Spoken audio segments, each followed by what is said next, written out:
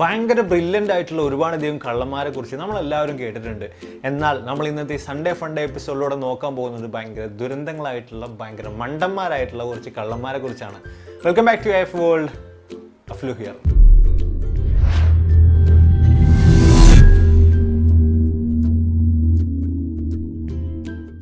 നമ്മുടെ ലിസ്റ്റിൽ ഒന്നാമതായിട്ട് വരുന്നത് ബ്രസീലിൽ നിന്നുള്ള ഫെയ്റോ എന്ന പേരുള്ള ഒരു കള്ളനാണ്. പുള്ളി ഒരു ദിവസം പാതിരാത്രിയിൽ കാർ ഓടിച്ചുകൊണ്ട് നേരെ ഒരു ഫാർമസിയുടെ മുമ്പിൽ കൊണ്ടുവന്ന് നിർത്തുകയാണ്. മോഷ്ടിക്കാൻ വേണ്ടിയിട്ട് തന്നെയാണ് അദ്ദേഹം ഇറങ്ങിയിട്ടുള്ളത്. അതുകൊണ്ട് തന്നെ മോഷ്ടിച്ചതിന് ശേഷം കാശുമായിട്ട് എത്രയും പെട്ടെന്ന് കടന്നു കളയാൻ വേണ്ടിയിട്ട് കാറിൻ്റെ എഞ്ചിൻ ഓഫാക്കാതെയായിരുന്നു കാർ അവിടെ പാർക്ക് ചെയ്തുകൊണ്ട് അദ്ദേഹം ആ ഒരു ഫാർമസിയിലേക്ക് കയറി പോയിട്ടുണ്ടായിരുന്നത്. ഫാർമസിയിൽ കയറി ചെന്ന് കയ്യിൽ കരുതിയിട്ടുള്ള തോക്ക് കാണിച്ച് ഫാർമസിയിൽ നിന്നുള്ള ക്യാഷ് എല്ലാം ഒരു ബാഗിലാക്കിയിട്ട് അദ്ദേഹം പുറത്തിറങ്ങി വന്ന് നോക്കുമ്പോൾ അദ്ദേഹം നിർത്തിയ സ്ഥാനത്ത് അദ്ദേഹത്തിന്റെ കാറ് കാണാനില്ല. ദൂരേക്ക് നോക്കിയ അവസരത്തിൽ മറ്റൊരു കള്ളൻ അദ്ദേഹത്തിന്റെ കാറുമായിട്ട് പോകുന്നതായിരുന്നു അദ്ദേഹത്തിന് കാണാൻ സാധിച്ചത്.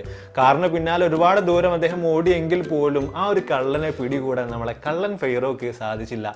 ആകെ കൂടെ ടെൻഷൻ അടിച്ച് ഒരു പരുവായി നിൽക്കുമ്പോൾ ഫെയ്റോക്ക് തോന്നി ഏതായാലും കാറ് കള്ളൻ കൊണ്ടുപോയതല്ലേ, ഒരു പരാതി പോലീസ് സ്റ്റേഷനിൽ രജിസ്റ്റർ ചെയ്തേക്കാമെന്ന്. അങ്ങനെ മോഷ്ടിച്ച് ഈ ഒരു പണം അടങ്ങുന്ന ബാഗുമായിട്ട് ഫെയ്റോ നേരെ പോലീസ് സ്റ്റേഷനിലേക്ക് ചെന്നിട്ട് ഒരു വൈറ്റ് പേപ്പർ എടുത്തുകൊണ്ട് എൻ്റെ കാർ ഈ ഒരു നമ്പറിലുള്ള കാറ് കള്ളൻ മോഷ്ടിച്ചു കൊണ്ടുപോയിട്ടുണ്ട് എന്നൊക്കെ പറഞ്ഞിട്ട് ഡീറ്റെയിൽ ആയിട്ട് ഒരു പരാതി എഴുതി ഇങ്ങനെ കൊടുക്കുകയാണ്. അതിൻ്റെ ഇടയിലാണ് പുറകിൽ നിന്ന് അദ്ദേഹം ഒരു ശബ്ദം കേൾക്കുന്നത്. സാർ, ഇത് അയാളാണിത്.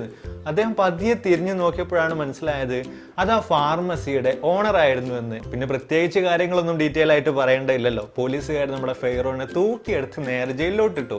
ഈ ഒരു കാര്യം ഭയങ്കരമായിട്ട് വൈറലായിട്ടുണ്ടായിരുന്നു. ചില ന്യൂസ് ചാനലുകളൊക്കെ ഫെയ്റോനെ കാണാൻ വേണ്ടി വന്നിട്ടുണ്ടായിരുന്നു. അവരോടൊക്കെ ഫെയ്റോ ആദ്യമായിട്ട് പറഞ്ഞത്, ഈ ഒരു രാജ്യത്ത് ആരും തന്നെ സുരക്ഷിതരല്ല, എല്ലായിടത്തും കള്ളന്മാരാണ്. ഞാൻ കഷ്ടപ്പെട്ട് അധ്വാനിച്ചുണ്ടാക്കിയ എൻ്റെ കാർ ഏതോ ഒരു കള്ളൻ മോഷ്ടിച്ചു കൊണ്ടുപോയി. ചിരി അടക്കി പിടിച്ച് ന്യൂസ് റിപ്പോർട്ടർ ഫെയ്റോനോട് ചോദിച്ചു, അല്ല സാർ, എന്താണ് താങ്കളുടെ യഥാർത്ഥ ജോലി?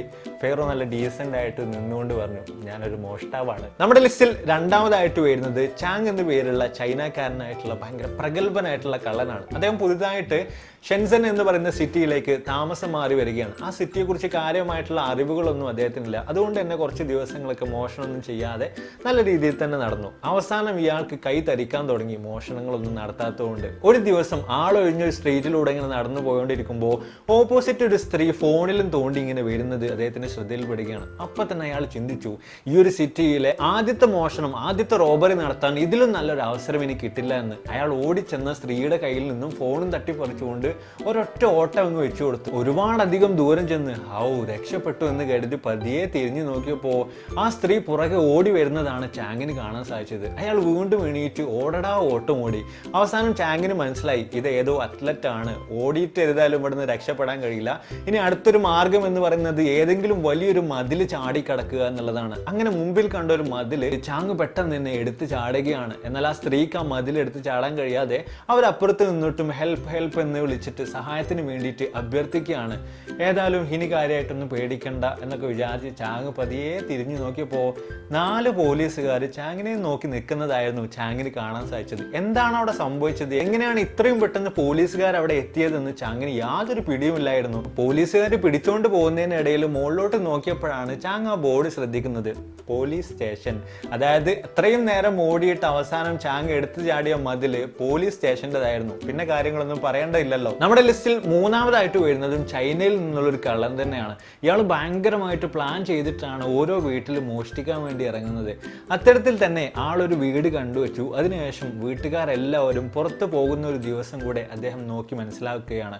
അതിനുശേഷം അന്നേ ദിവസം രാത്രിയിൽ ആ ഒരു വീട്ടിൽ മോഷ്ടിക്കാൻ വേണ്ടിയിട്ട് അയാൾ ഇറങ്ങി പുറപ്പെടുകയാണ്. അയാൾ ആ വീട്ടിൽ കയറാൻ വേണ്ടി തെരഞ്ഞെടുത്തത് ജനലായിരുന്നു.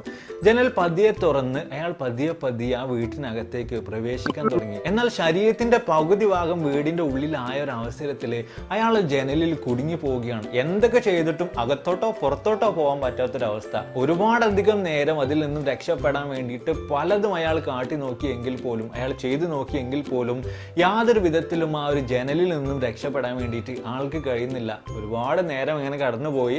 പിറ്റേ ദിവസം നേരം വെളുത്തു. ആളുകൾ അങ്ങോട്ടും ഇങ്ങോട്ടും ജോഗിങ്ങിന് വേണ്ടിയിട്ട് പോകുന്ന ശബ്ദമൊക്കെ കേൾക്കാൻ തുടങ്ങിയപ്പോൾ അയാൾ ഉച്ചത്തിൽ സഹായത്തിന് വേണ്ടിയിട്ട് അഭ്യർത്ഥിക്കുകയാണ്. എന്നാൽ ആരും തന്നെ അയാളെ തിരിഞ്ഞു പോലും നോക്കിയില്ല. മാത്രമല്ല കൂട്ടത്തിൽ ഒരുത്തൻ ഇതിൽ എന്തോ പന്തികേടുണ്ടെന്ന് തോന്നിയിട്ട് നേരെ പോലീസുകാരെ വിളിച്ച് കാര്യം പറയുകയും കൂടി ചെയ്തു.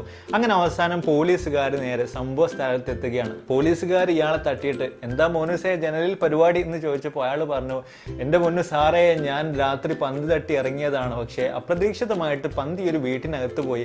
അത് എടുക്കാൻ വേണ്ടിയിട്ട് ഞാൻ ജസ്റ്റ് ഒന്ന് തല ഉള്ളിലോട്ട് ഇട്ടതാണേ എന്ന്.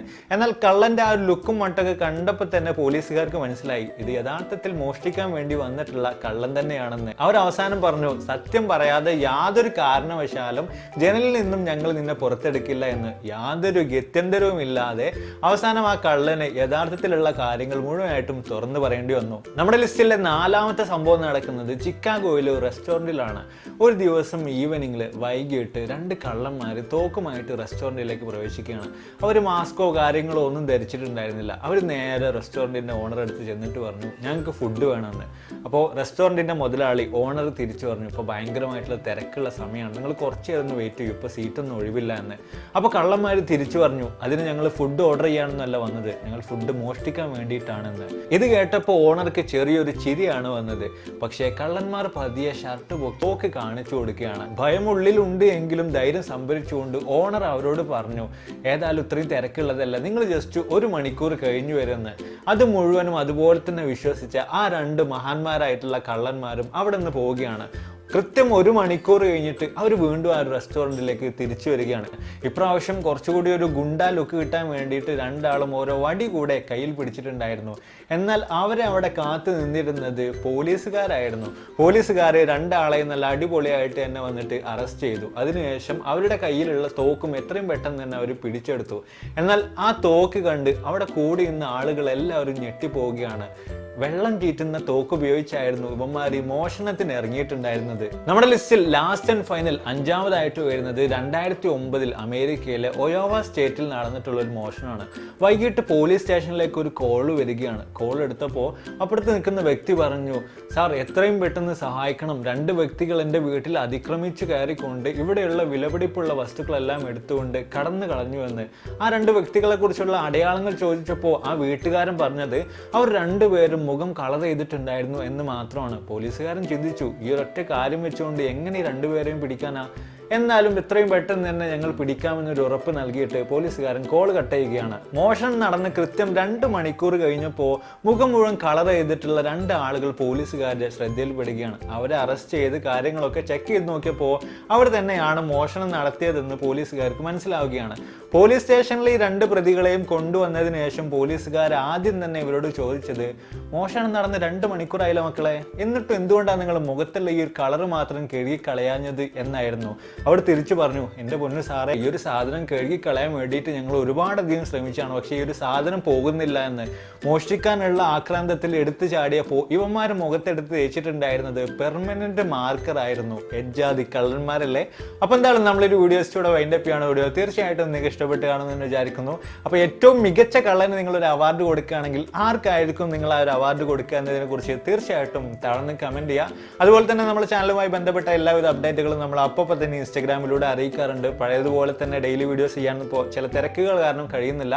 അപ്പോൾ ഏതൊക്കെ ദിവസമാണ് നമ്മൾ വീഡിയോ ചെയ്യുന്നത്, എപ്പോഴാണ് ആ വീഡിയോ ഒരു അത്തരത്തിലുള്ള എല്ലാവിധ അപ്ഡേറ്റുകളും ഇൻസ്റ്റാഗ്രാമിലൂടെ അറിയിക്കാറുണ്ട്. അപ്പോൾ ഇൻസ്റ്റ യൂസ് ചെയ്യുന്ന ആളുകൾ തീർച്ചയായിട്ടും നമ്മൾ കൂടെ ഫോളോ ചെയ്യുക. അഫ്ലു ഹിയർ എന്ന് സെർച്ച് ചെയ്താൽ മതി, അല്ലെങ്കിൽ ലിങ്ക് താഴെ ഉണ്ടായിരിക്കും. അപ്പോൾ അതിൽ നല്ലൊരുപാട് അധികം വീഡിയോസുകളുമായിട്ട് കണ്ടുവിട്ടാന്ന് പ്രതീക്ഷയോടെ ബൈ.